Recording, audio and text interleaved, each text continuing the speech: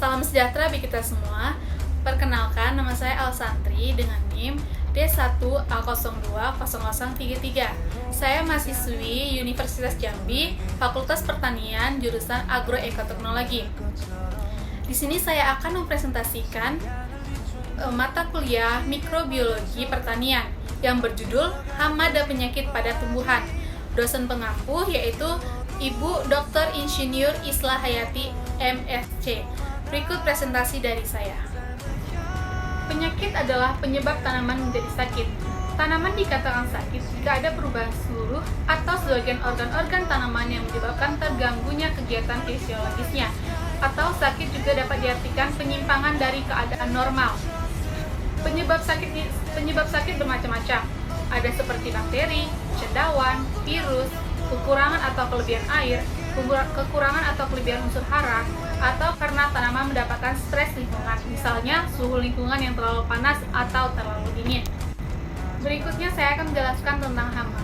Hama adalah organisme yang mengganggu atau merusak tanaman sehingga pertumbuhan dan perkembangan terganggu. Tanaman yang dirusak tersebut misalnya kol, sawi, selada, tomat, terung, jagung, jeruk, mangga. Sementara itu, binatang yang merusak atau hama diantaranya adalah bermacam-macam, seperti ulat, belalang, siput, bekicot, serangga, dan sebagainya. Berikut saya akan menampilkan berbagai macam penyebab penyakit yang ada pada tanaman. Dan selanjutnya saya akan menjelaskan yang pertama, wereng. Wereng adalah jenis kepik yang menyerang tumbuhan, menyebabkan daun dan batang menjadi berlubang-lubang. Tanda-tanda serangannya yaitu daun akan menguning, kering, dan akhirnya mati. Wereng dapat dikembalikan secara kimiawi, misalnya dengan penyemprotan menggunakan insektisida. Yang kedua ada gengsier. Gengsier merupakan binatang yang sering menyerang tanaman yang masih muda. Gigitan gengsier menyebabkan tanaman mati karena batangnya putus atau patah. Potongan pangkal batang itu biasanya tidak dimakan, tapi hanya diputus. Pencegahannya dapat dilakukan antara lain dengan tidak menanam bibit yang terlalu muda karena disukai gengsier. Yang ketiga ada tikus. Tikus merupakan hama tanaman yang sangat merugikan petani karena hal-hal sebagai berikut. Yang pertama, menyerang tanaman pada masa persemaian, pertumbuhan, pembuangan, panen, hingga masa penyimpanan. Yang kedua, sulit dikendalikan karena memiliki daya adaptasi yang baik. Yang ketiga, memiliki kemampuan berkembang biak yang tinggi dan penyerangannya cepat. Bagaimana cara pengendalian hama tikus? Yaitu dapat dilakukan dengan pemberian racun tikus yang bersifat akut. Racun ini jika termakan oleh tikus dapat membunuh tikus hanya dalam beberapa jam. Yang keempat ada lalat buah. Lalat buah biasanya menyerang tanaman pada waktu musim hujan. Lalat betina menusuk buah-buahan dengan alat peletak telur untuk memasukkan telurnya ke dalam daging buah. Telur akan menetas dan menjadi belatung yang memakan buah tersebut sehingga buah akan busuk dan rusak. Pengendalian lalat buah dapat dilakukan dengan cara sebagai berikut.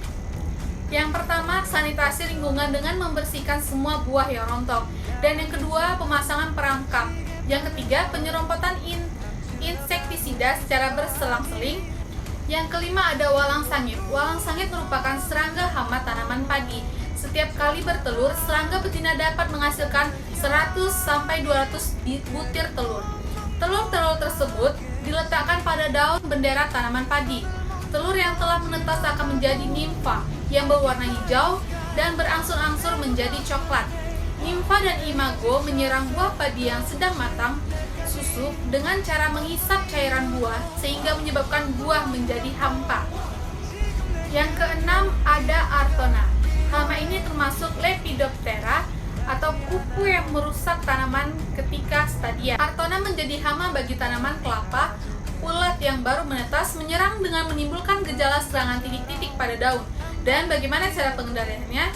Yaitu pengendalian terhadap artona dilakukan dengan memangkas daun kelapa yang sudah terserang agar ulat dan kepompongnya ikut terbuang. Selanjutnya saya akan menjelaskan cara pengendalian hama secara kimiawi dan secara biologis. Yang pertama secara kimiawi dengan menggunakan sistem fumigasi. Fumigasi adalah cara pengendalian hama dengan menggunakan gas beracun atau CH3Br dengan dosis yang sesuai. Fumigasi dapat membunuh rayap, tikus, kumbang, ngengat, dan sebagainya. Fumigasi memiliki tingkat penetrasi yang tinggi dan dapat membunuh semua tingkat perkembangan hama tanpa mengotori bahan atau tanaman yang difumigasi. Yang kedua ada secara biologis. Pemberantasan hama secara biologi merupakan upaya pengendalian hama tanaman dengan menggunakan agen pemangsa alami atau predator.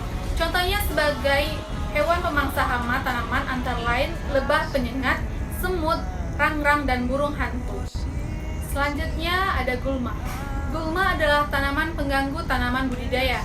Berbeda dengan hama dan penyakit tanaman, pengaruh yang diakibatkan oleh gulma tidak terlihat secara langsung dan berjalan lambat. Namun, secara keseluruhan, kerugian yang ditimbulkan sangat besar. Gulma mampu berkompetisi kuat dengan tanaman budidaya untuk memenuhi kebutuhan unsur hara, air, sinar matahari, udara, dan ruang tumbuh. Selanjutnya saya akan menjelaskan tentang penyakit tanaman. Penyakit tanaman dapat menyebabkan terganggunya daya tahan tubuh tanaman terhadap pengaruh luar. Secara umum, penyakit tanaman disebabkan oleh virus, bakteri, dan jamur.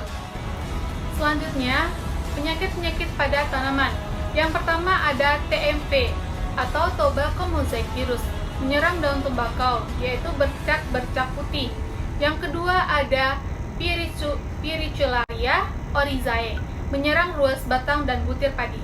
Yang ketiga ada penyakit embun tepung, menyerang biji yang berkecambah. Yang keempat ada CVPD atau Citrus Vine Phloem Degeneration, menyerang pembuluh phloem dari jeruk.